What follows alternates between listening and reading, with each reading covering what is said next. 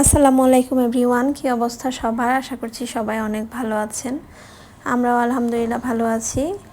সেই দিন সিকুয়েরিনাতে আসছিলাম, আর এখানে আসছিলাম হচ্ছে বাচ্চাদেরকে নিয়ে। বাচ্চাদের সুন্দর একটা গেমস জোন এটা। এইখানে হচ্ছে আমরা অনেক আজকে খেলাধুলা করেছি, এনজয় করেছিলাম। তো এরপর হচ্ছে ওইখান থেকে হচ্ছে আমরা মানে রাতের ডিনার করার জন্য চলে গিয়েছিলাম হচ্ছে খুলশিতে, মানে খুলশির একটা মানে রেস্টুরেন্টে, টেরাকোটাতে। আর এই টেরাকোটাটা হচ্ছে তখন ফার্স্ট টাইম হচ্ছে ওপেনিং হয়েছিল। তো আমরা হচ্ছে আসছিলাম, যেহেতু এটা নতুন, এর জন্য এটার ফুডগুলো হচ্ছে টেস্ট করতে আসছিলাম কেমন।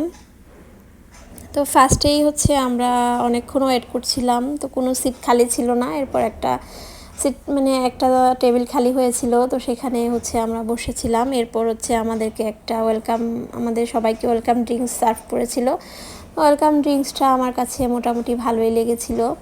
তো আমার কাছে ফ্লেভারটা আমি বুঝতে পারি নাই কী ফ্লেভার ছিল, বাট মনে হচ্ছিল যেন মানে জিঞ্জার একটা ফ্লেভার আসছিল আর কি।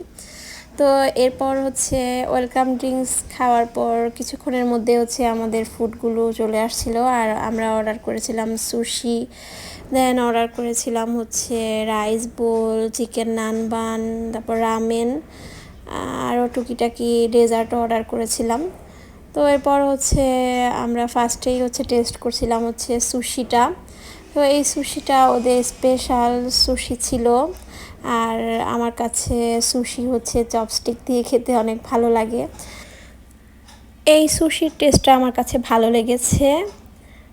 আমি সব রেস্টুরেন্টের সুশি তেমন একটা খাই না, বাট এটা আমার কাছে ভালোই লেগেছে। এরপর হচ্ছে চিকেন নানবানটা টেস্ট করেছিলাম।